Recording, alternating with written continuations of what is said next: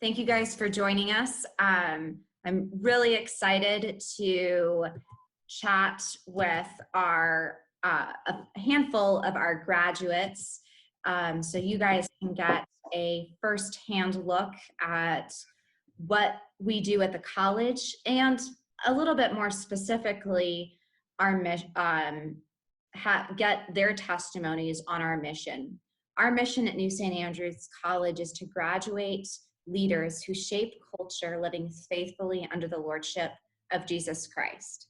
So as these students, among others, but we couldn't invite everybody to join us, graduate in a little bit of a funny circumstance.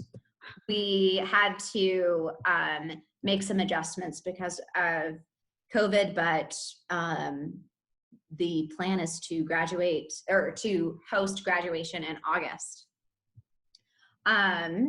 So with that, I kind of wanted to start off with everyone giving a chance to introduce themselves to our attendees.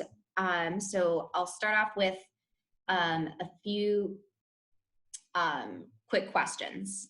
Where are you from? What are you planning to do after graduation? Well, or really, what are you doing right now? Because we're kind of done with, you're done being a student. And what is a favorite or funny memory that you have from your NSA experience? Let's actually start at the bottom and go up. I don't know if your screens are different than mine, but Darcy, can you kick us off here? Hi, I'm Darcy Doyle. I grew up in North Carolina and moved here to Moscow when I was in high school. So I've been in the community for about 8 years now, which is crazy. Right now, post-graduation, I am working full-time for Logos Online School, which is based out of Moscow. And favorite memory or funniest memory, there are a lot from declamations freshman year, which is when you get up and have like a 250-word speech about, it's a short story or you have a prompt, but a lot of amazing memories of just everyone dying laughing over whatever whatever happened from week to week. So it's also the time when you really get to know your class and see diverse personalities come through and see people conquering their fears of public speaking and just expressing themselves, getting better at writing and speaking. So I'd have to say the declamations freshman year, definitely a lot of my, it's not a specific memory, but kind of just generally. Nice. All right. Christy? Hey guys, my name's Christy Pense, and the question, where are you from, is actually kind of complicated for me because I'm from a missionary family. So we actually moved around quite a bit when I was younger. The short answer to that question is that I was born in Taiwan, but I probably spent the majority of my childhood in Southern Illinois on a farm. Let's see, I am, for this year, I am going to be a teacher. There's a local school called Jubilee that works with special needs kids. It's geared toward learning disabilities especially, but it has regular kids too. So I'll be teaching a grade there, all of their subjects. So that's the plan right now. Eventually I would like to teach overseas, but I figured I should get some practice in first. As far as funny memories go, there's a lot that 4 years can encapsulate. But one of my favorite funny memories was probably from, I think it was either the beginning of my sophomore year or the end of my freshman year. My little sister was up visiting, and I was trying to kind of explain and tell her about the school and the professors, and just kind of what it was like and give her a look at stuff. So we were sitting in the Bootzer's coffee shop, which if you come here, you will become very familiar with Bootzer's. Everybody goes there. I've got my coffee from Bootzer's. We all do. So So yeah, I was sitting there in a window seat with her, and I was telling her about some different professors and who my favorite professors were and why.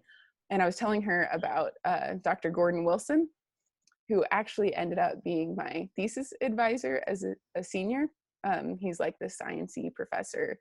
I wouldn't be surprised if you guys have heard about him. So as I'm telling Grace, he does really cool electives like marine biology or herpetology or ornithology, and he's super sciencey. Up comes Dr. Wilson walking over to Bootzer's, and he has a bike on one side of the tree, which me and my sister Grace don't notice at that point. And right as I look out and point him out to her, he is reaching around the tree to latch his bike lock. And from our perspective, he just looks like he's hugging a tree on Main Street. And Grace is like, is he hugging that tree? And I was like, you know, I think he is. So the professors are a hoot up here. Lots of stuff like that. Awesome. It's hard to beat that funny story. But let's go on to, I'll let you guys do this actually. Luke, George, and then Danny. Alrighty. Hi guys. My name is Luke Deacon. I'm originally from a little island off the coast of France. It's called Jersey. It's the old Jersey, of which New Jersey is the New Jersey. It's really small. It's like 9 miles long and 5 miles wide. But we have lots of Jersey cows on there, which means lots of yummy Jersey ice cream, which is great. I am currently at the moment, after graduation, doing client services for a company in town called nsa. You might have heard of it. nsa is one of the biggest employers in Moscow. And what they kind of do is kind of complicated to explain. It's sort of like they focus on data and they use it to connect colleges. So colleges who are looking for good students, and also colleges who are looking to put people into good jobs. And they connect the colleges with the jobs, and the students with the colleges, and the students with the jobs, and the jobs with the students. So it's kind of like all this mishmash of connecting the people who need to be where they want to be, using data to make all that work. So I'm working there with them currently, and I'm also hoping to be teaching for Logos Online School this coming September, teaching some physics for them, which will be a lot of fun. Funny story from NSA. My freshman year, I lived with 3 other guys in my class, and we lived in this, it wasn't a tiny apartment, but it was like, it wasn't huge. And we were like, it's the beginning of freshman year. Everyone's just super enthusiastic. Like, you're super pumped to meet new people and hang out and have a ton of fun. And we decided to have a movie party. And so we invited, looking back on it now, this really wasn't the wisest idea, but we just invited like the entire class round to this like little place. We thought, you know, some people will turn up, some people won't. And then like pretty much our entire class descended on our little apartment. And so we had like, I think we had 2 or 3 couches. As the couches were packed full of people, the floor was packed full of people, the coffee tables were packed full of people, like the dining room was packed, just people everywhere. And we had a great time. Super squished, had to keep the doors and the windows open, and we decided that we weren't going to do that ever again.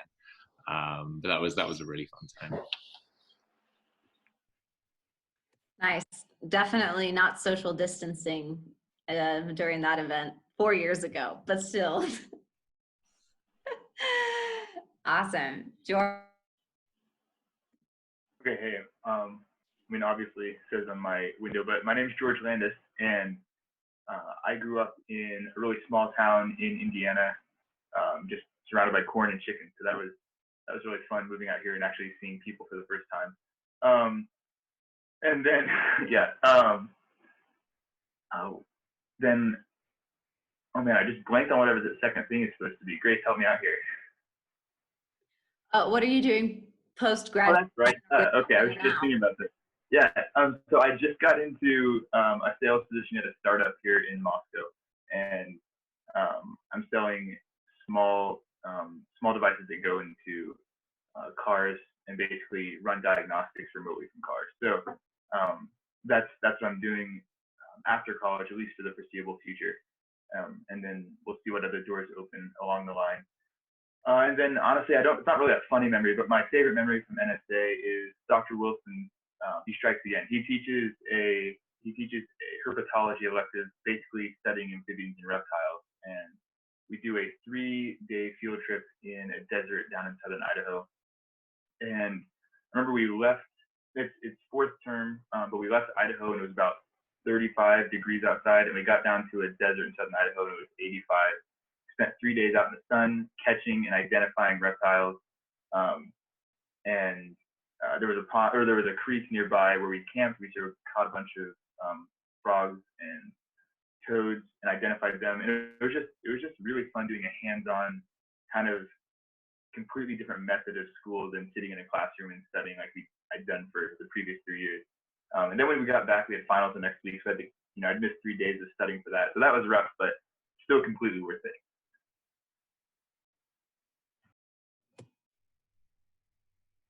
Thanks, George. Hey guys, my name is you ready, Chris?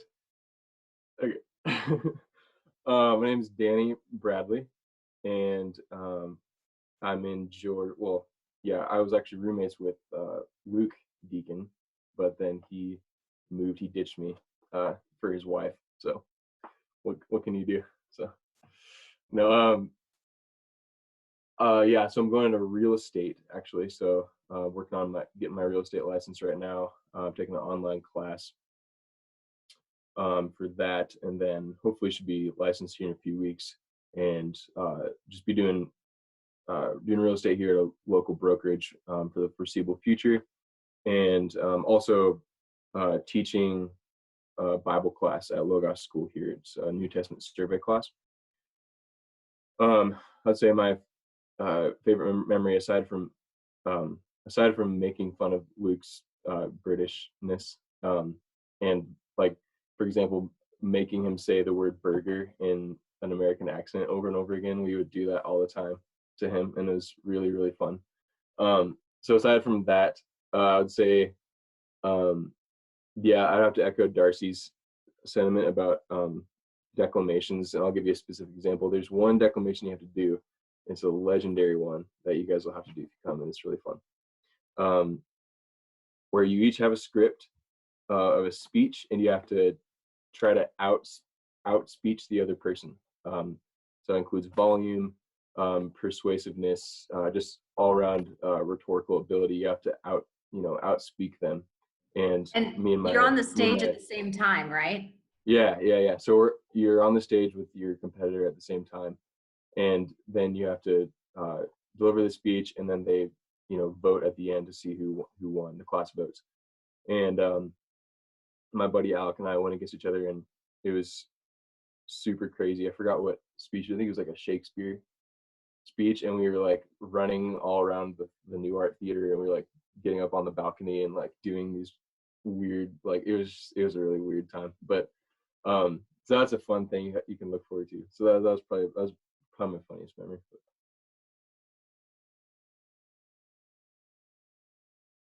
Awesome. So attendees, I have a list of questions that I'd like to put out to our alumni here. But if you have questions, please feel free to chime in either at the chat or Q&A feature at the bottom of your screen. And Jacob Rash will be our visitor sheepdog. Is that a title?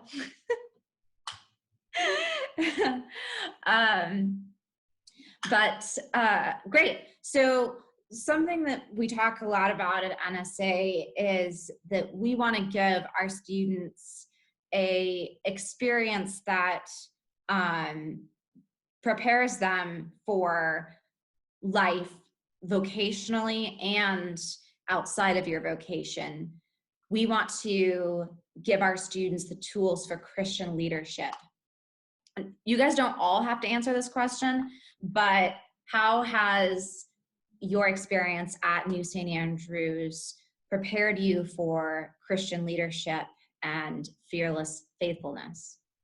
And this is going to be a little bit of a free-for-all, so just jump in. I can hop in with a thought that I had, which this is like a really hard question because there's so many different ways in which you can answer this. So I kind of feel like we have to be super picky with what we answer. One thing for me is NSA has really helped me to recognize the interconnectedness of the world and of so much in life. And so I could tell you that math connects to history, which connects to science, which connects to language. I could just say that, but I want to kind of see if I can make it a bit more concrete than that. So I'll just take sort of like math/physics and history. So in your third year at NSA, you like this math/philosophy of math course, and then second year you have a history, and then also there's fourth year electives where you can take history. And so there's a connection that you start to notice between these. And one of the things which is super central is, I'll just explain it a little bit because hopefully it'll make the rest make sense. Dr. Stokes, who's the sort of philosophy and math physics professor, gives us this really helpful way of thinking about a lot of stuff, which is the observation theory distinction. And this comes up like everywhere in life, where basically, I'll try and explain this super quickly. You have lots of people can see the same observations. So in science, we can see the same data. We're looking at the same points on the graph. We've measured the same number of butterflies in the field, whatever it might be. We're all looking at the same data. But then when we take those data and try to say, okay, what's our theory behind what that data means, or what is the significance of that leap from observation to theory, the reason why we think that data is significant, that's not really clear cut, which is why science isn't directly this means this. There's a lot of interpretation that goes on from observation to theory. And so that's something that we learn in our sort of philosophy of math class is to recognize, look, when like an object falls to the ground, like there's lots of different ways that we can interpret that observation. We've come down to gravity in the modern day. That's what we think it is. And you take that across the history, and you can apply the exact same principle. And so something that I did with Dr. Schlecht during my senior year was to look at Protestantism at the turn of the 20th century. Okay, and you think, wait, math and physics, I like Protestantism at the turn of the 20th century. Well, what on earth do they have to do with each other? Something Dr. Schlecht was emphasizing was, he said, look, there's lots of different historians who have loads of different views on what exactly these Protestants were like, or what the fundamentalist movement was, and what they really believed, and was this theological point or this view important versus another one. Like, historians disagree on that. And that's a really good illustration of the observation theory distinction. All the historians can be looking at the same data, the same, this person gave this talk then, this event happened at that place, this book was written then. That we're all looking at the same stuff, but all the historians are coming to different conclusions, different theories of what explains that data. And so what you have there is you have a something this has really helped me, I think, for when it comes to shaping culture, being a leader, is recognizing the interconnectedness of everything. So that's just one small example. There's like loads of others, but I don't want to steal all the time. So one way in which I think the world has lost that today, we think in super segmented terms. We think that finance has absolutely nothing to do with literature, and I think you can find loads of connections there. And so I think in terms of holding out to the world a vision of, look, the world is connected, is something that they can't grasp that. And then you can show them, well, why is it connected? Well, Colossians 1 tells us that everything holds together in Christ. And so I think that's a really powerful way to illustrate to people, look, there's so much more that goes into this than most of the world realizes. Secular schools bring you up to think in super distinct, segmented manner. And I think what NSA's helped me to do is to really focus on, no, this is all so much more connected, and the reason why is because of Christ. Sorry if that was a bit long. No, thanks, Luke. Yeah, I think that that interconnectedness, and then just realizing how much goes into explaining data, I think that gives you a sort of intellectual humility that is really, really beneficial when you're interacting with other humans who, like, we are not walking brains. We're not just syllogisms walking around. Like, we're incredibly complicated people. And I think it's just understanding that you, along with everyone else that you're going to run into, your neighbor, just whoever you might come across, are seeing the same world created by the same God. And you all have radically different assumptions, radically different lenses that you're viewing the world through. And that allows you to have a sort of patience with people that you wouldn't have if you were if you just were caught in that rut, like Luke was saying, that segmented view of reality. It allows you to be extremely patient with them. And as far as leadership goes, I think what it gives you is it gives you a well, patience, I think, is a huge aspect of leadership, being extremely patient with everyone that you come across. And that, because I think patience translates into winsomeness. And if you can win people over with how patient you are with them, how understanding you are of them, then that just, it's magnetic. People want to follow you. And I think that if we have that sort of humility and patience, we're gonna be winsome as Christians. We're not gonna be just blind to other people's assumptions, their interpretations of reality. And I think that so that's sort of like an application of what Luke was talking about. It's not just a intellectual virtue. It's not just like a cool thing that enables you to be a good philosopher. It's extremely in the trenches, applicable to reality. Yeah, just to chime in and add on to that, that's something that I've so much appreciated and love about NSA is going there. I knew that it wouldn't just be about inputting information, memorizing facts, just doing what I need to do for a very specific career that in the long run, most people don't even actually end up pursuing the degree that they spend 4 years getting after they graduate. And so I love that with NSA, we're learning things to this depth. I mean, we are memorizing facts, that is a part of it. But we're also being pushed to consume lots of information, but interacting with history, language, theology, philosophy, maths, and taking abstract ideas, applying them to the real world, to ourselves, to what we do. And you just get such a broad, incredibly copious and rich foundation of all of those things that not only are you becoming the kind of person that can be a strong, faithful Christian person and hopefully leader wherever you're placed, you can also confidently pursue whatever calling God has put before you, whether that means being married or being single, or pursuing maths, or teaching, or working in STEM, like whatever, or going into marketing like I am.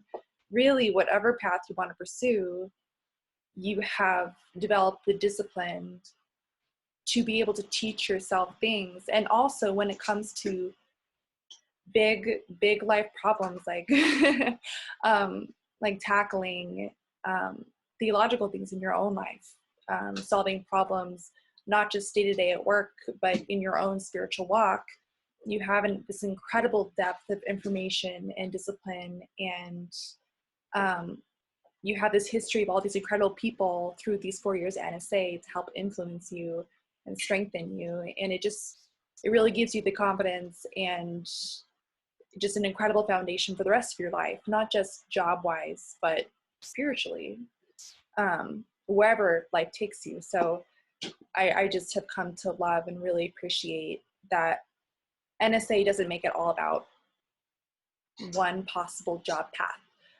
It's about life and doing life well, working theology out through our fingertips. Awesome, thank you. All right, Grace, it looks like we've got a question here, if you don't mind me hopping in. I mean, since it is my title, I just figured it's my time. So we've got a question from Charlotte Burrows, who I believe is Scotland. Is that right? England?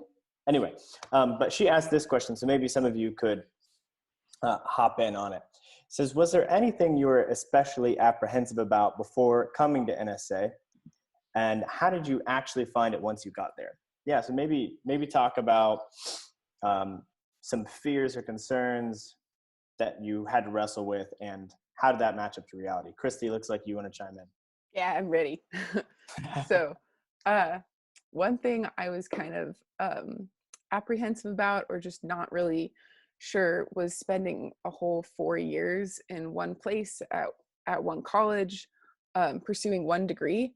Before I came to NSA, I'd been at a junior college for 2 years and was actually pretty set in a very different degree that I thought I wanted to do. But I got super discouraged with the state-run education system and the lack of Christians and the godlessness that was everywhere. So my sister convinced me to come to NSA, thinking, oh, she'll get hooked, you know, she'll see what's really valuable in education and stay and value it. And I originally came out here thinking probably just 1 year, maybe get an associate's and then go back and finish the other degree.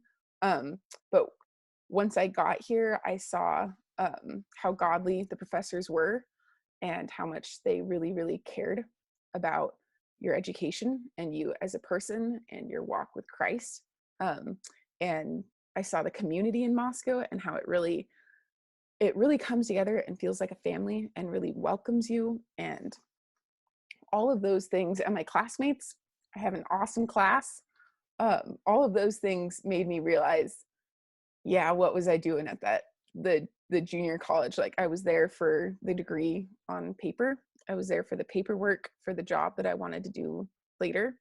And at NSA, I realized I didn't want to waste 4 years on one degree. I wanted to spend 4 years in a good community with good people that care about me and somewhere that is encouraging me to really always be going further up and further in with Christ.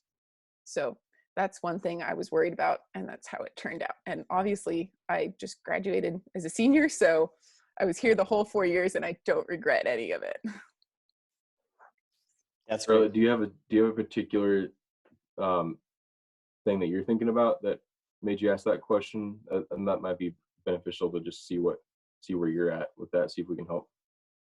While Charlotte's typing, if she has a specific answer to that, I'll just hop in and add like declamations. I had never spoken in public before coming to NSA. So for me, that was like, man, I'm going to stand up in front of 40, 50, maybe 60 people and, give a speech every week. And so for me, that was super scary.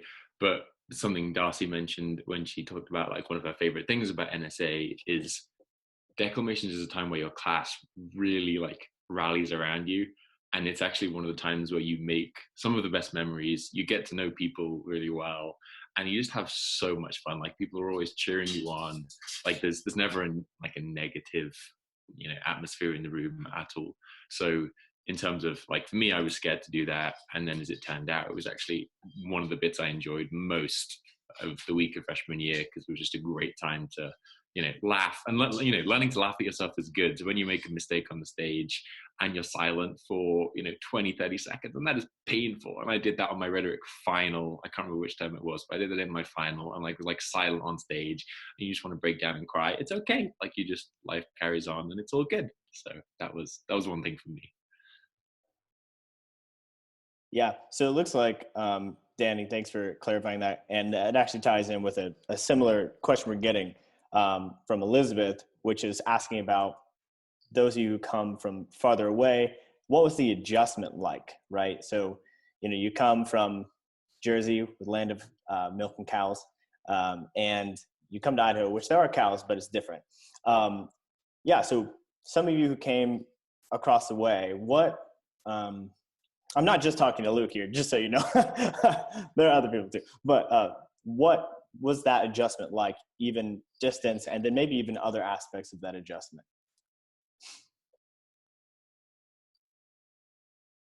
Yes, I can hop in with this one. Indiana, I don't know, it's like 2,500 miles away from Idaho. So moving away, I guess I lived with my parents obviously, and didn't know how I was going to handle that. And I think some things that are thrown at you are, if you live in an apartment, you're gonna have to pay rent. You're gonna have to figure out Wi-Fi. Who's paying that? Who's paying the electric bill? How to run a house without your mom and your dad, or whoever. For me, I had 3 sisters, and all of them wished they were my older sisters, so they pretty much dictated a lot in my life. But like you have to kind of figure out a lot of things on your own. And I guess in a sense that was hard, but the great thing about NSA is they expect you to be able to rise up to the challenge, which really does actually make you do so.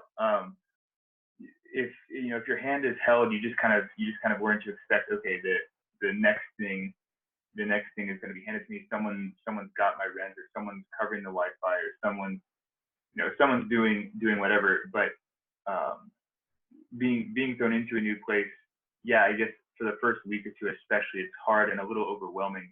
But I think especially growing up, this is a time when this is when you would learn to do that, and it's really beneficial. And now it's kind of not even a second thought for me. Rent rolls around at the beginning of each month, or utilities are due or whatever, and it's just part of life, and so it doesn't really have an adverse effect on me. And I would say it's helped me be able to handle, put more on my plate, and be able to carry more of a load. So yeah, that was definitely something that I was a little bit apprehensive about. Is there's going to be so much on my plate, and now it's to the point where I guess I don't really consider that as something that's on my plate in terms of its difficulty. Like, yes, I have to work to be able to pay those bills, and have to put in the time to keep my house clean and keep up relationships with my roommates and whatever. But I don't think of that as a chore or a task. It's actually a huge blessing. Yeah, Luke. Yeah, I was going to actually say. Yeah. No, Charles, I totally get that. That's was a really big thing for me, and I'm not gonna say it's easy, because it really wasn't. Like, you land in Seattle, and like, well, that was your first mistake. Yeah. And there's all these weird accents around you. Like, you and I, we don't have accents. We're like purebreds, just like beautifully as is. That's how the Lord made it to be. But anyway, leaving that to the side. That's initially a really weird thing to get used to, is people speaking differently to you. And then also there's just like there are cultural differences. Like, the humor is definitely different. And it's like, for me, one of the ways thanks, Danny. One of the ways in which like I bond with people is by making them laugh. And so I didn't know how to do that. And I still struggle with that sometimes. I'm like, okay, what's this person's sense of humor? Let's try and figure this out, because it is different.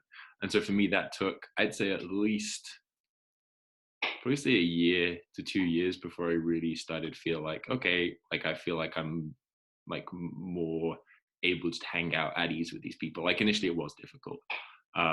But that, that drives you to the Lord more. That's like, okay, Lord, like I'm struggling here. Please help me to, get to know these people, help me to love them, help me to develop great friendships with them, because they are, they're very different to me. They're great. They're really awesome, but it does take a bit of getting used to. So yeah. Yeah, that's really helpful. Oh, go ahead, Darcy. One thing I'd say is I appreciated the small class size and the ratio from students to professors. Like, if I went to U by and I didn't know anyone, it'd be a lot more overwhelming, because you have hundreds and hundreds and hundreds of people, huge class sizes, and it's really hard to actually get to know somebody or to just have experiences with them to naturally lead to a friendship. But at NSA, class sizes are naturally so small, and you really get a lot of quality time with your class, and a lot of bonding, a lot of situations where you bond quite easily over stuff. I mean, even declamations, as we've said. And you get to know people really quickly. And you can't not be friends with your classmates after like a couple weeks. Like, you get to know everyone pretty quickly, pretty fast. And the professors, I still remember when classes started, I still remember my professor saying, come to us during office hours if you have class-related questions, or if you just have anything personal that you need help with, that you want to talk about. And I just remember being really struck by that, by how welcoming and kind they were, and just like genuinely want to be there for you. If you're having any kind of struggles, like if you are having struggles with your roommate, or you miss your family, or like whatever you're dealing with, they're honestly there for you, and they're so down to talk or give advice, even about boys or relationships, or like honestly anything. So and girls. So that was incredible. And also, wherever you are, whatever church you choose to go to, the church community is incredible as well. They have things set up specifically for college students. Like they have this program at Christ Church, I know, where I go. They have this program where they have families sign up to host college students, specifically college students. And there's CRF, which is just for college students. And there's so many opportunities to go do things. And it's like usually so many just like activities going on, or random parties. It's really hard not to make friends and not to find a place or people to hang out with. Yeah. Let's press on to a couple questions here. We've got one from Isabel and one from Chase. This is a good transition one here. So let's help paint a picture of Moscow, right? Because we're talking, it's kind of hard to, people talking about apprehensive. What is it like moving to a strange place? So Isabella says, I know you mentioned a coffee shop, but what are some things you love about Moscow and the NSA campus? So first and foremost, what is Moscow? Where is it? What does it look like? Where do you go? So Moscow is in the Palouse, which is a bunch of like rolling hills, super beautiful. There are lots of hikes around here that I love. But what really stood out to me when I first moved here was Main Street, which is right where NSA is located. And I've had people tell me multiple times my first year that Moscow is designed after a European walking town. So everything is super like concise downtown. And then residential areas are on either side. So usually you can walk to anything in about 20 minutes. Right now I'm about a 10-minute walk from NSA and from the coffee shops and from multiple parks. There's a whole lot of parks around here that are great places to read or go play some frisbee or volleyball with friends, or have like a picnic. I really missed being outside when I moved into an apartment, just because you don't usually have a yard. So the public parks are really, really nice. We also have a massive farmer's market when the weather's warm. And that is really, really fun to go to as well. But probably the thing that made the biggest impression on me when I first moved here was Main Street has a bunch of trees on either side, and the trees have lights strung in them, which I hadn't seen a downtown really before that was that like concise and cute in a small town. It felt almost like I was on a movie set, which is kind of weird and cliche to say, but it is true. So there's a lot of things about Moscow that I really, really like. It's a small town, but it doesn't feel super small, and it also doesn't feel big. You don't feel lost. When I walk downtown, I usually run into people I know. Part of it is because the school's right there, but usually if I walk the length of Main Street, I see 3 or 4 people I know and can stop and chat with, which is really nice. Great. Other favorite places? Go, Darcy. Oh, sorry, go ahead. Yeah, if you're outdoorsy, just to tag on to that, there are like there's Palouse Falls, a beautiful waterfall close by. There are Elk River Falls, only like an hour and a half away. It's just like a series of cascading waterfalls. There are hiking trails, biking trails. Just like pretty much if you're an outdoorsy person, you will find something to do. It's a small town, but that means that you don't have to travel very far to find a beautiful location where it feels remote, or just like a really fun place to go hike, or cliff jumping into a river. That's a really popular thing to go do in the summertime, cliff jumping. in the Snake River. So honestly, it is a really beautiful area. So for a couple of y'all who are from the South, right? I saw Kentucky and Florida there. It's really not. I'm from Texas originally, and one thing I really appreciate about Moscow is that it's the humidity is like 0%. It's dry, it's crispy, it's amazing because you're probably used to walking outside and feeling like you're being hugged by a wet towel. So that's the one thing as a Southerner I really do appreciate because it gets hot, it gets warm in the summer, but you actually kind of get seasons. It's not, even though you think, oh, Idaho, the winters are not really that bad. I don't actually know how much snow we get on average, but it's really not a ton. So just as you're thinking, okay, what is it like weather-wise? Is it like I'm used to? I think it's the best of both worlds if you're from the South because you still get warm and it's not. So anybody else have any favorite places that they like to, in Moscow that they like to hit? So we had Bootzer's Coffee Shop. Yeah, well, I was actually going to, on Bootzer's, it's not just a coffee shop. It's honestly, it's like, think of it as the community center for NSA. It's a lifestyle. Not even literally, Bootzer's is a lifestyle. No, but I'm serious. Like, it's a really, really, really fun vibe because you go in, you see a bunch of people that you know, and you can go with your class. Like a bunch of people do study groups there.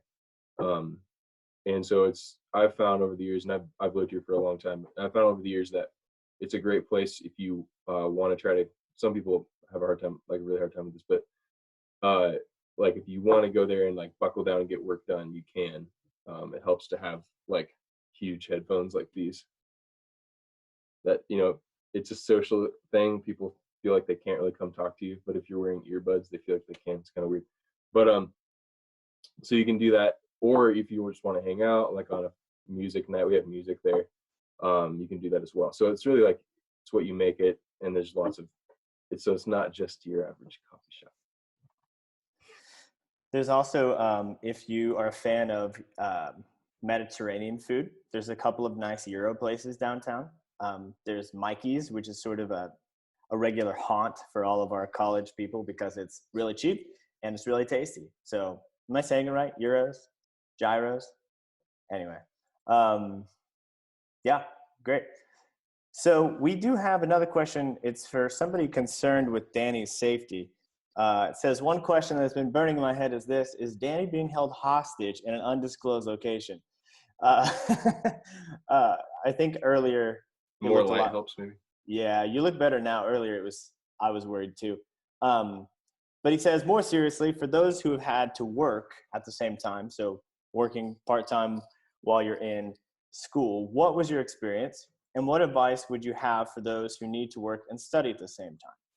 So those of you who had part-time jobs, feel free to chime in and maybe say how much you work too. Go ahead, Dan. Yeah, I would say, I worked from sophomore year on.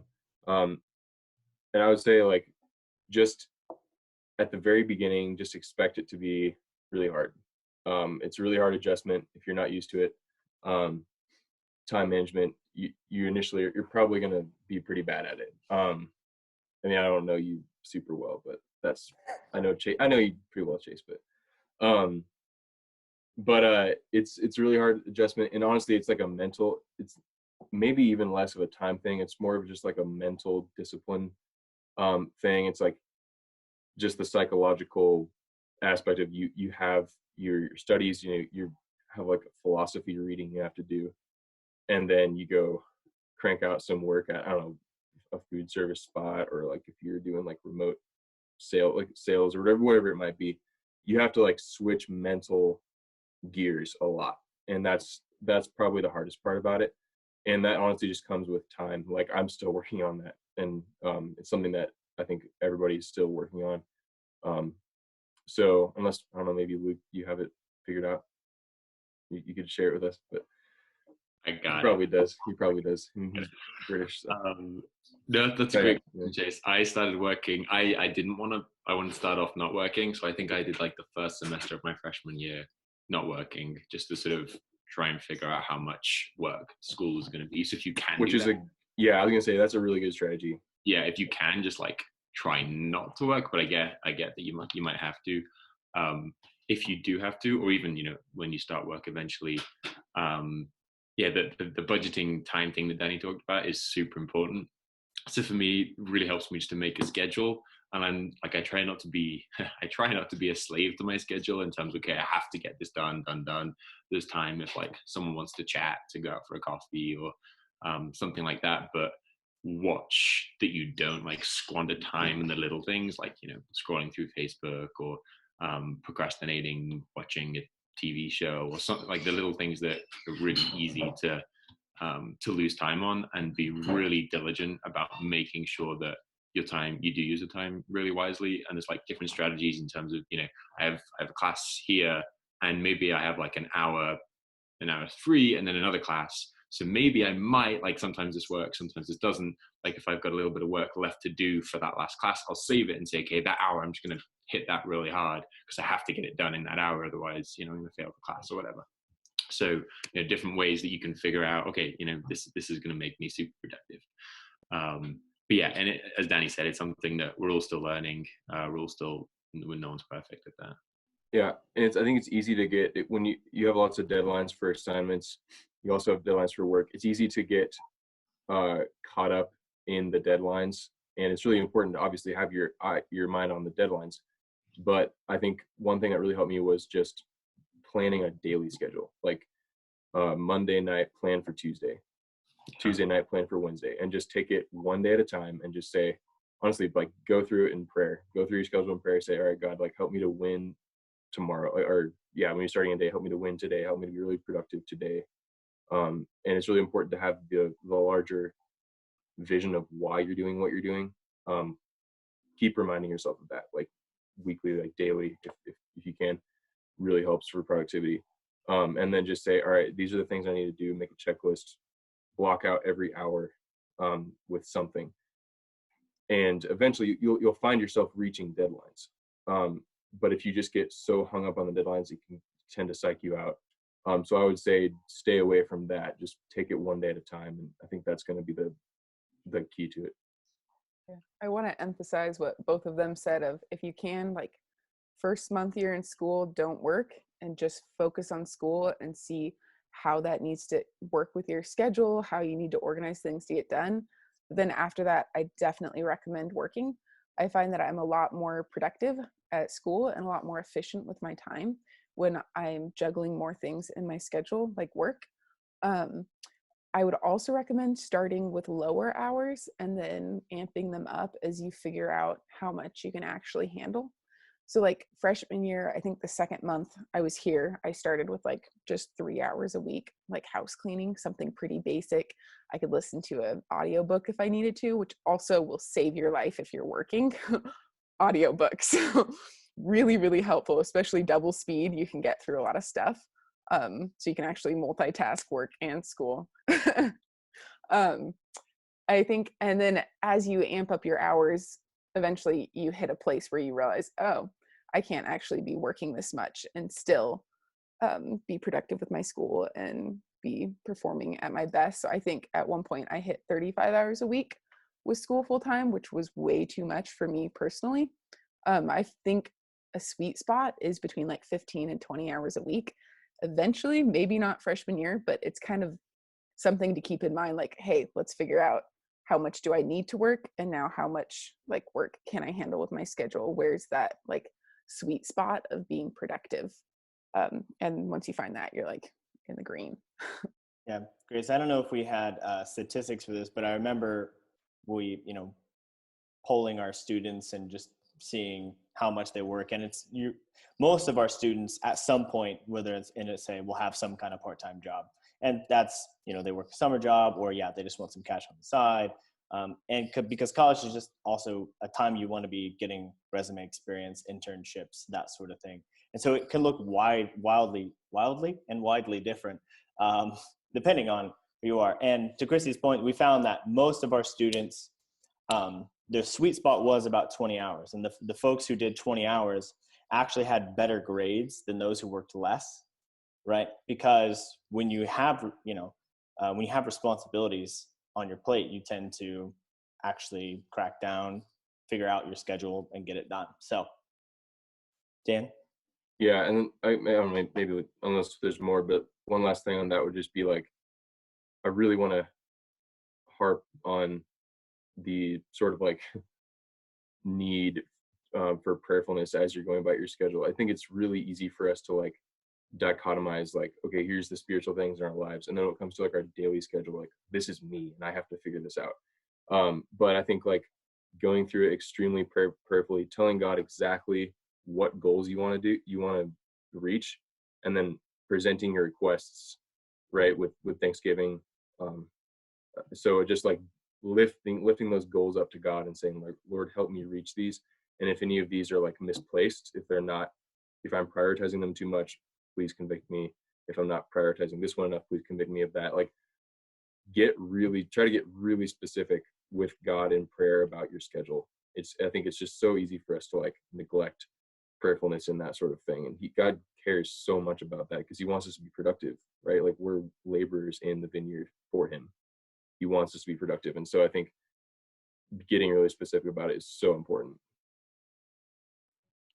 Good stuff. All right. Grace, how are we doing? Y'all, if any more questions, feel free to drop them in the Q&A or the chat box. I think we have time for one more question. Better be good, y'all. It didn't have to be.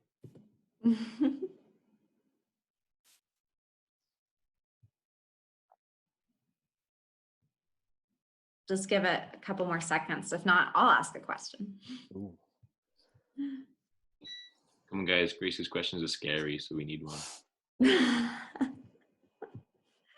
Well, at least you've already seen them. So kind of. Oh, we have one. We have one. Oh, it came in. They beat me. Saved by the bell. Thanks, so, yeah, Isabella asks, what drew you to NSA? Yeah, so was there a particular thing? Was there a particular event, facet of the community? The Holy Spirit. Okay, there it is. He mutes himself immediately. That's the best part. So what secondary means did the Holy Spirit use to draw you to NSA? Can I hop in? Yes, Luke, please hop in. So on just a super practical level, like I knew I had friends who'd come here, and so they kind of told me about it. But the thing that sort of really drew me was wondering whether in the future I might want to go into pastoral ministry. That's a possibility. But also before that, probably doing investment management. And I was like, okay, what degree can I do that kind of, investment management and pastoral ministry, they're seemingly unrelated. But I think one of the things that NSA does is helps you to skim through a vast amount of information, really, because you're reading a ton of stuff. But you have to pick out the really important bits from that stuff in order to like contribute in class and figure out, okay, what's the important thing here in this reading? What are the professors wanting us to discuss? You got to find that important stuff. And investment management, a lot of that is just reading through a ton of information, reading through, newspapers, blog posts, articles, all of that, and sifting out, okay, what's the important stuff that's, going to affect the market. And so in that sense, I was like, okay, this is going to be a ton of reading, and that'll be really good to help me, not in terms of a specific skills, learning about the market and learning about investment management, but getting sort of the soft skills in a sense of, okay, this is going to teach me to read and process information well. But also then the pastoral ministry side of, the community at NSA, getting to know your class, the interactions with people, the accountability that you have, the way that sharpens you spiritually. And also then just, NSA teaching you how to read well, transfers into, reading the Bible well, reading pastoral books well, being able to think through, okay, what's this argument that this person is making? What's this argument that Paul is making in, one of his letters? And so I think I sort of thought both of those things, and I was like, hey, liberal arts can, NSA will probably help me in both these areas. So that's where I came.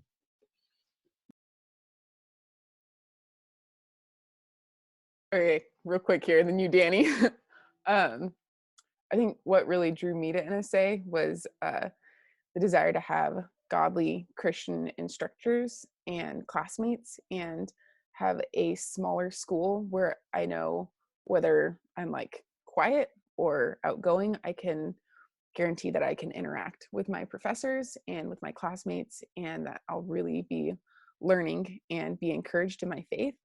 But when it really comes down to it, and I know it sounds pretty cliche, but I really feel that it was the Holy Spirit working in my life and bringing me to a place that I needed to be right when I needed to be there. It was something I was definitely praying about a lot as a high schooler, because it's a big thing. What do you do with the next 4 years? So pray about it.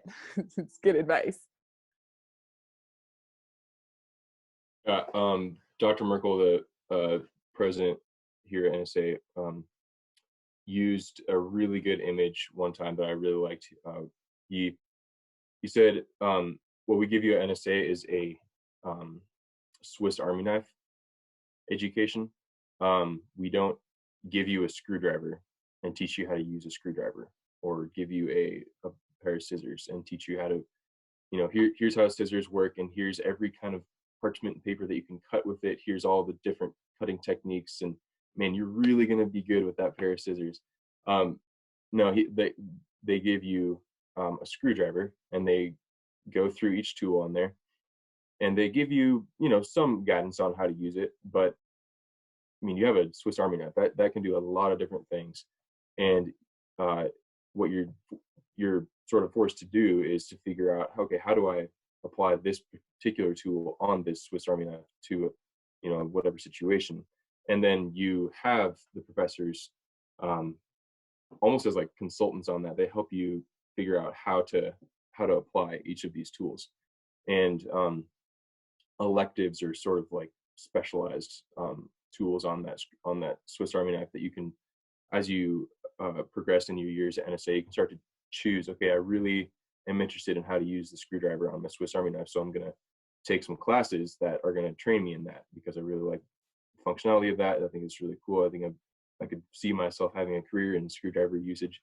And then the professors are going to be cheering you on, have that community support. So I think that's a really cool thing. It's something you're not really going to get at any other institution. Most places just teach you how to use one or two tools, and then you're pretty much resourceless when you're thrown out into the real world.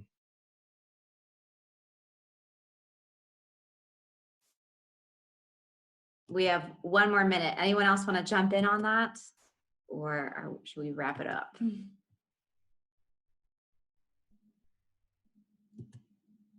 Grace, what drew you to New St. Andrews? Oh, good question.